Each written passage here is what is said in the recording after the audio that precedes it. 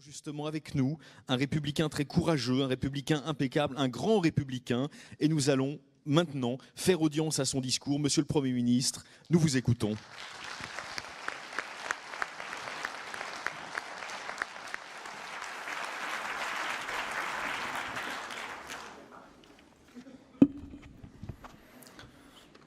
Grand républicain par la taille, bien entendu.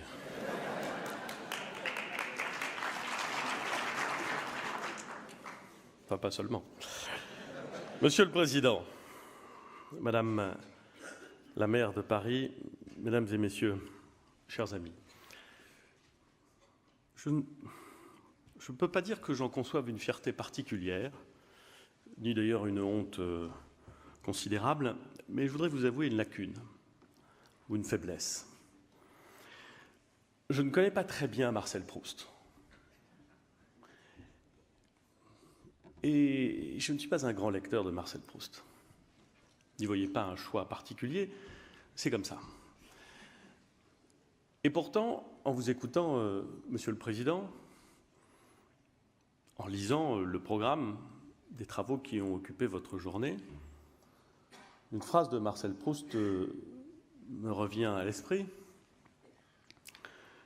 lorsqu'il écrit qu'une idée forte donne un peu de sa force à son contradicteur.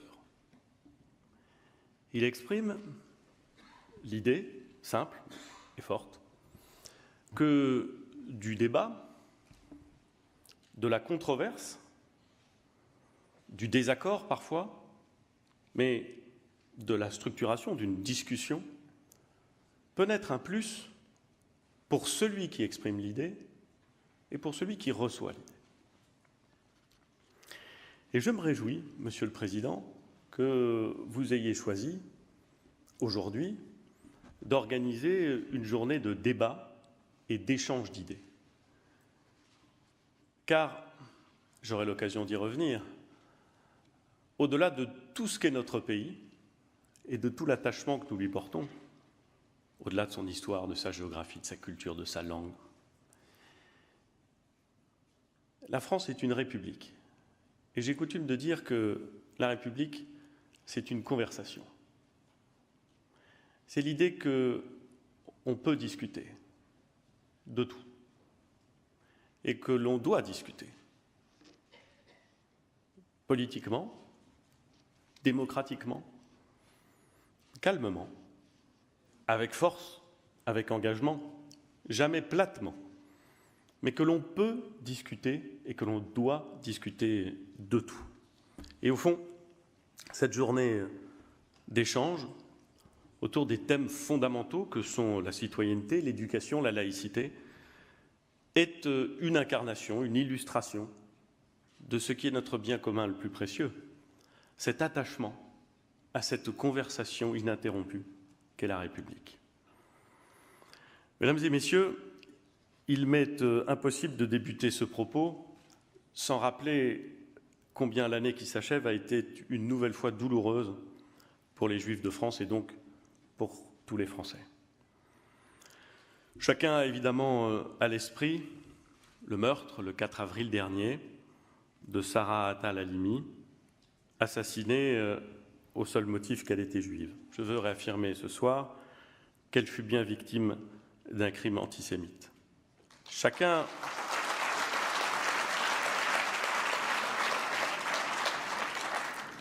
a en mémoire la séquestration de la famille Pinto à son domicile de Seine-Saint-Denis le 8 septembre dernier, ou encore la profanation de la plaque commémorative d'Ilan Halimi à Bagneux le 1er novembre. Nous nous sommes recueillis ensemble, Monsieur le Président, devant la nouvelle plaque qui a été immédiatement remplacée et qui a immédiatement remplacé celle qui avait été profanée. Car nous ne laisserons rien passer, aucun outrage, aucune insulte, aucune agression. Chacun porte en lui aussi le souvenir, encore vivace, encore incandescent à certains égards, de l'attaque contre l'hypercachère, de la froide exécution de 4 otages en 2015, le souvenir de l'assassinat abject de 3 enfants et de leurs professeurs dans l'école juive Otzar HaTorah en 2012, dont la douloureuse mémoire a été ravivée cette année par le procès du frère du tueur. Oui, ces événements, et mille autres encore, montrent que dans notre pays, l'antisémitisme est bel et bien vivant. Il n'est pas neuf, il est ancien, il n'est pas superficiel, il est comme enraciné. Mais il est bel et bien vivant. Et il se dissimule toujours derrière de nouveaux masques. Il se justifie toujours, ou il tente de se justifier toujours, par des raisons les plus diverses. Cette idéologie de la haine est là, bien présente. Elle conduit un certain nombre de Français de confession juive à faire leur alia, un choix qui doit être un choix spirituel, et qui l'est généralement, mais qui se teinte aussi d'une infinie tristesse pour tous les républicains quand ils s'apparentent à un exil forcé.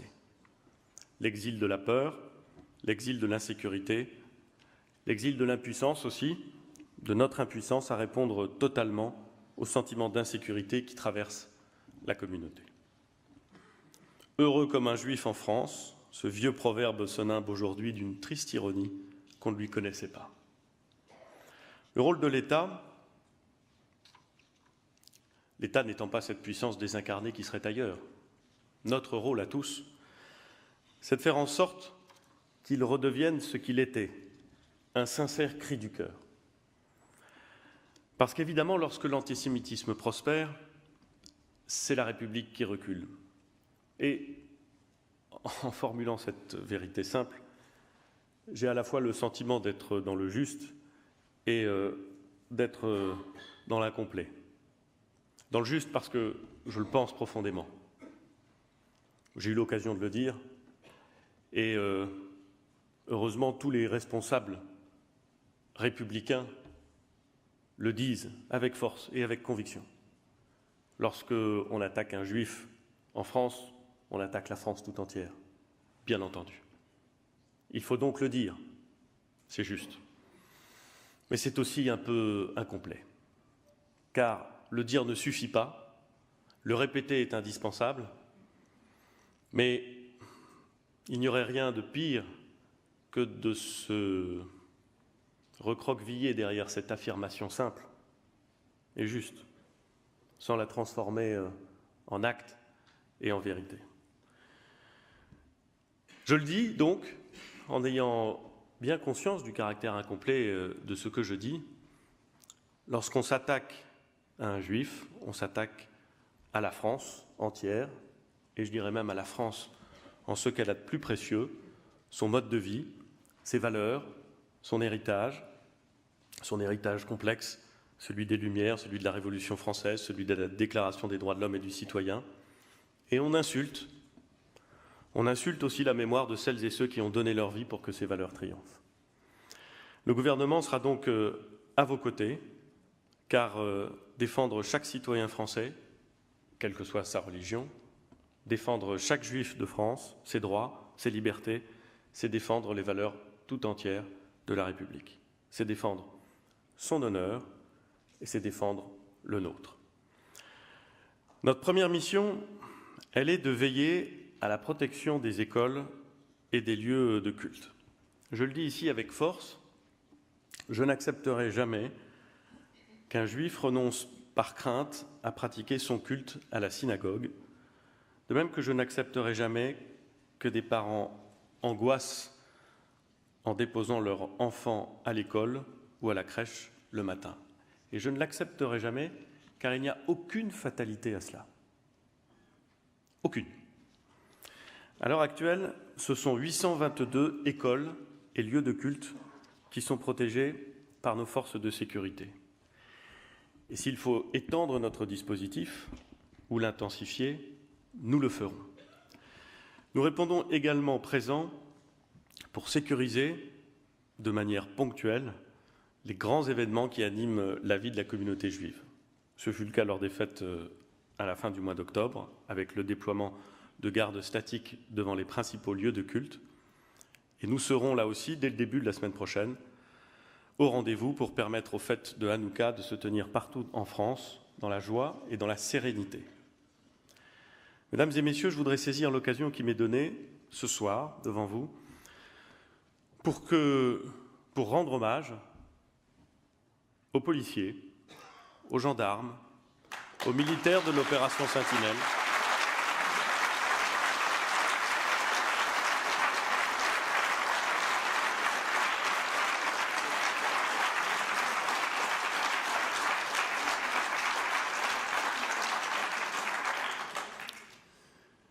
à tous ceux qui, au quotidien, veillent sur la sécurité des Français, et en particulier sur la sécurité des Juifs de France. Et je voudrais les remercier d'autant plus que, ce faisant, ils remplissent leurs devoirs, ils en sont parfaitement conscients. Mais ils s'exposent, ils deviennent des cibles, et ils en sont parfaitement conscients.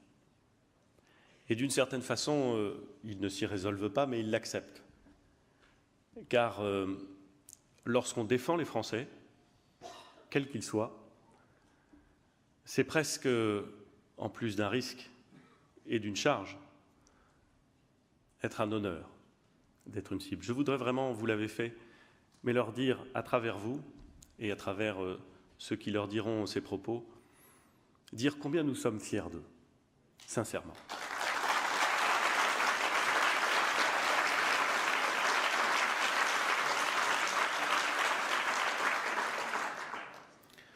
Je tiens aussi à vous dire que l'État pérennisera son soutien aux travaux de sécurisation des bâtiments appartenant à la communauté juive. En 2017, plus de 200 projets ont été financés par le Fonds interministériel de prévention de la délinquance pour un montant total de 3,4 millions d'euros. Pour l'année prochaine, j'ai demandé que ce montant soit préservé. Nous devons aussi nous montrer sans compromis dans la condamnation des actes et des propos antisémites. Les gouvernements précédents, en particulier celui du Premier ministre Manuel Valls, ont sur ce point mené une action résolue, déterminée et sans ambiguïté. Et c'est très bien ainsi. Une action qui a notamment pris la forme d'un plan de lutte contre l'antisémitisme très ambitieux qui a été lancé en 2015. Le nombre d'actes antisémites recensés a diminué de plus de 50% entre 2015 et 2016. Il baisse encore cette année de près de 20%, avec 216 actes à déplorer entre janvier et octobre. 216 actes antisémites, c'est-à-dire 216 traumatismes, c'est-à-dire 216 actes de trop. Et ces 216 actes qui sont recensés. Mais combien ne le sont pas? C'est pourquoi, comme je l'ai annoncé au début du mois d'octobre, le gouvernement présentera dès le début de l'année prochaine un nouveau plan interministériel de lutte contre le racisme et l'antisémitisme. Ce plan, il est aujourd'hui en phase de construction collective avec la société civile, avec les associations, avec des institutions comme la vôtre. Il poursuivra plusieurs objectifs. D'abord, mieux réprimer les actes antisémites. Je souhaite, avec la garde des Sceaux, que tous les acteurs de la chaîne pénale, policiers, gendarmes, magistrats, continuent de se mobiliser pour identifier les auteurs de tels faits et assurer une réponse pénale ferme. Nous voulons, en renforçant la formation de nos forces de sécurité, que les victimes qui trop souvent ne portent pas plainte n'hésitent plus à franchir la porte d'un commissariat ou d'une gendarmerie pour dénoncer des faits inacceptables. Mieux réprimer donc. Mais nous devons aussi agir à la source, en empêchant la diffusion de messages à caractère antisémite dans la rue comme sur Internet. Car aujourd'hui, vous le savez, l'antisémitisme, avec ses codes, son faisceau de référence, ses figures tutélaires, emprunte, vous l'avez dit, Monsieur le Président, la voie d'Internet pour embrigader, pour diffuser les théories complotistes. C'est pourquoi nous nous dotons des moyens nécessaires au retrait systématique de tels contenus. En faisant appel d'abord à la mobilisation citoyenne. Et nous avons reçu l'année dernière plus de 17 000 signalements de messages de haine et de discrimination sur la plateforme Pharos.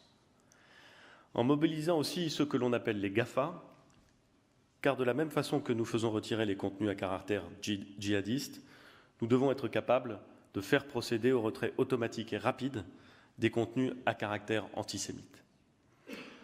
On ne peut concevoir mesdames et messieurs, qu'en 3 clics, on puisse aujourd'hui accéder à des textes, à des images, à des vidéos prônant la haine des Juifs.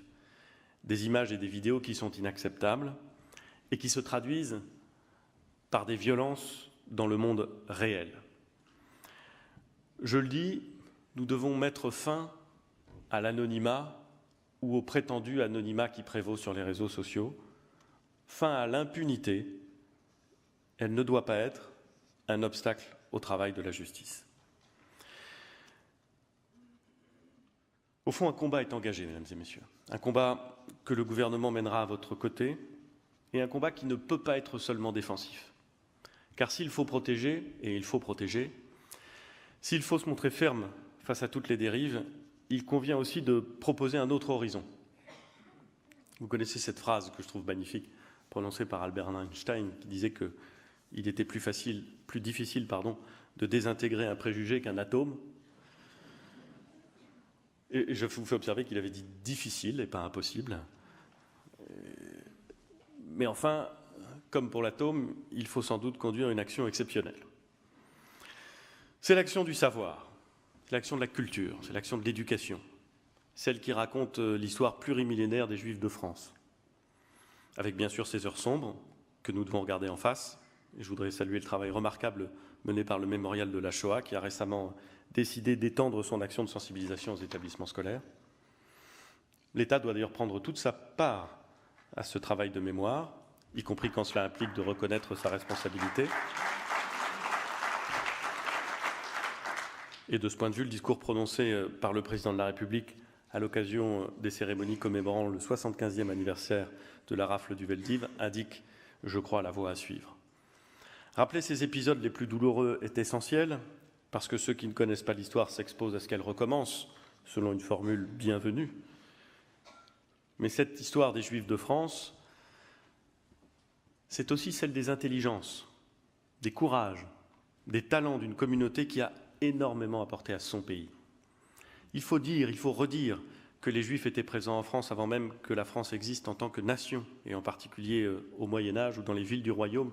Ils contribuaient au foisonnement économique, au foisonnement intellectuel, à cette petite renaissance qui marqua le XIIIe siècle. Il faut dire et il faut redire que les Juifs, protégés à partir de 1791 par un décret d'émancipation, jouèrent un rôle déterminant dans l'essor français au XIXe siècle. Essor économique, essor culturel, essor citoyen, essor républicain. Il faut dire et redire également combien les Juifs ont été nombreux pendant la Première Guerre mondiale, pendant la Seconde Guerre mondiale, à donner ce qu'ils avaient de plus grand, ce qu'ils avaient de plus cher, ce qu'ils étaient, pour défendre leur pays, la France. Il y a quelques semaines, à l'occasion de la cérémonie des vœux au consistoire, j'ai évoqué Marc Bloch, qui dans l'étrange des fêtes écrivait, et criait même, si j'ose dire, « La France est la patrie dont je ne saurais déraciner mon cœur. La France est la patrie dont je ne saurais déraciner mon cœur. » Et finalement, Marc Bloch a payé son amour de la patrie du plus lourd des tributs.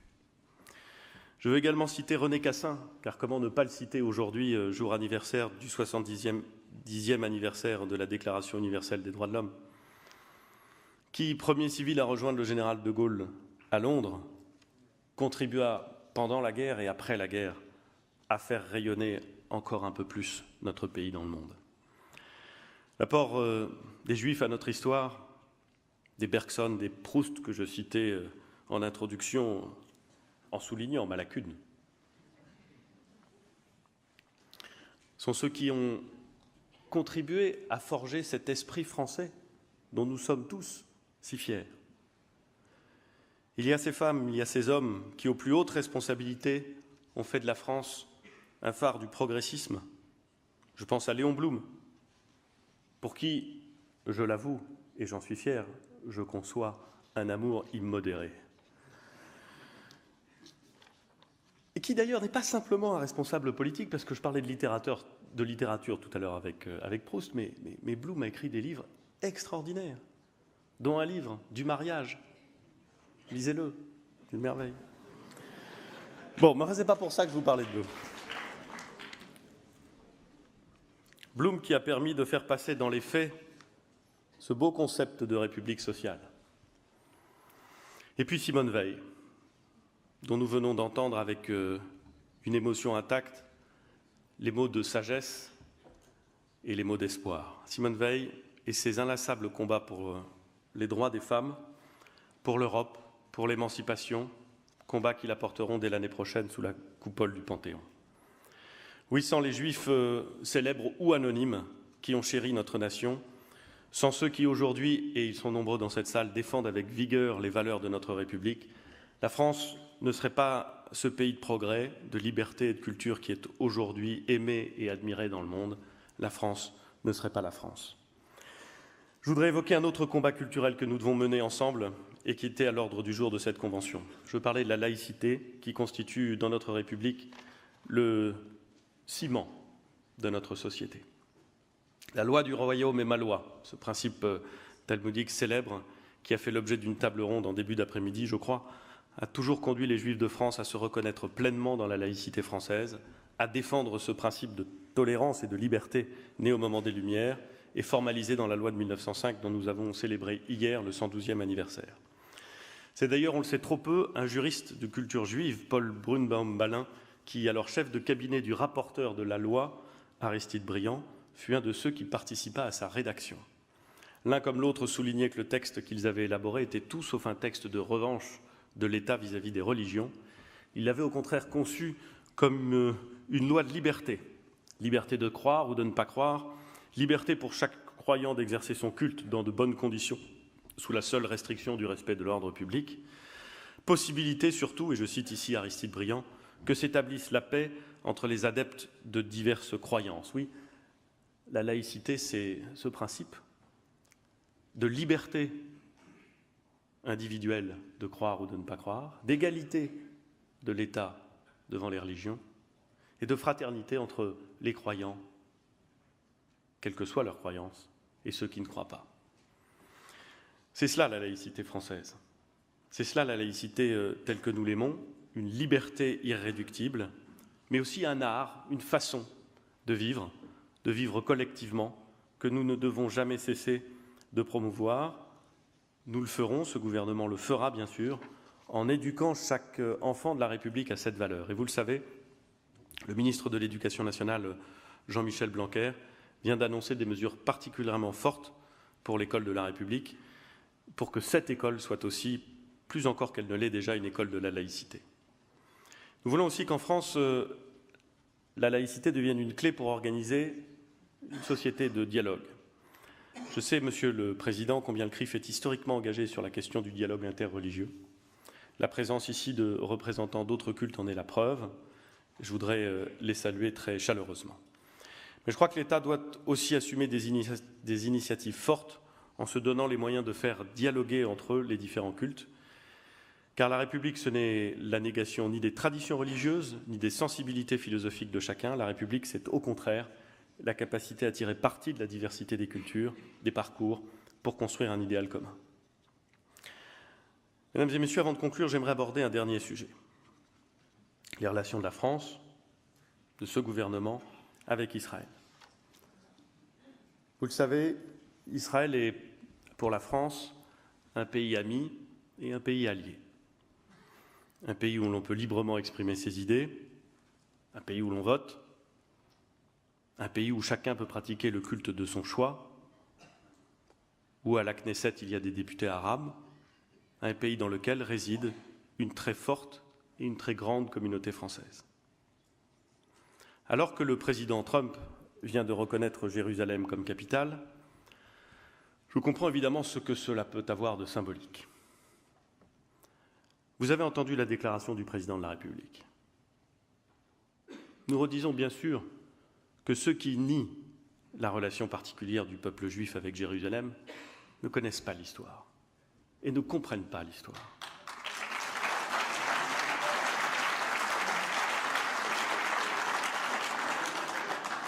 Personne ne peut ignorer que la civilisation judéo-chrétienne prend sa source aussi dans cette ville. Mais nous partageons tous, j'en suis convaincu, le même objectif, celui d'une solution pacifique à ce conflit qui meurtrit le Proche-Orient depuis bientôt 7 décennies. Et une solution pacifique, c'est une solution globale, une solution négociée dans le cadre des principes du droit international. Les mots du président de la République ne sont pas des mots de défiance, ce sont des mots de préoccupation face aux conséquences de la décision unilatérale d'un État. J'appelle donc chacun à faire preuve de responsabilité et je tiens à vous assurer une nouvelle fois du soutien indéfectible et évidemment inconditionnel de la France à la sécurité d'Israël, comme l'a rappelé le président de la République. Nous avons toujours condamné avec force et constance toute forme de violence et toute remise en cause du droit à l'existence d'Israël.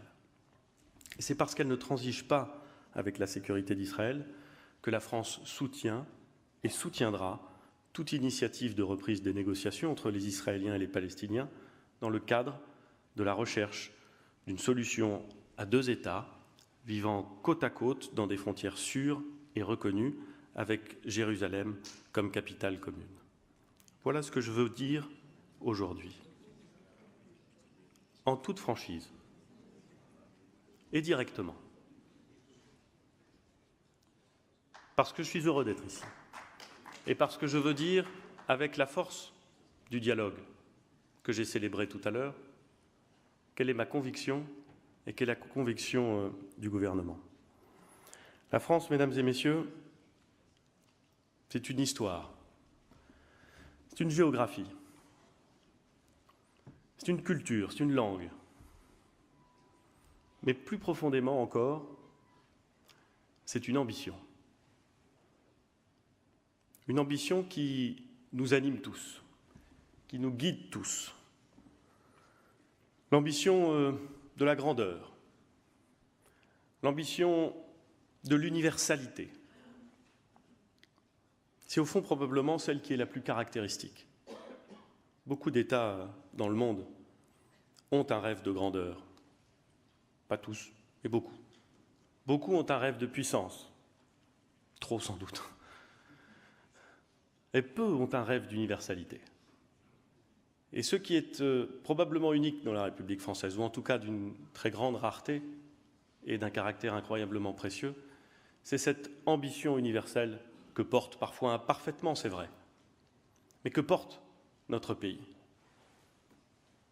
Être citoyen de notre pays, c'est évidemment être de quelque part, croire à des choses, être enraciné. Mais c'est aussi ne jamais se couper de cette aspiration à l'universel qui caractérise la France. Je voudrais, au fond, terminer, mesdames et messieurs, par 3 appels simples que nous partageons tous, qui ponctuent les discours et qui ne doivent jamais être prononcés de façon mécanique, de façon automatique, tant la période que nous vivons est une période dangereuse.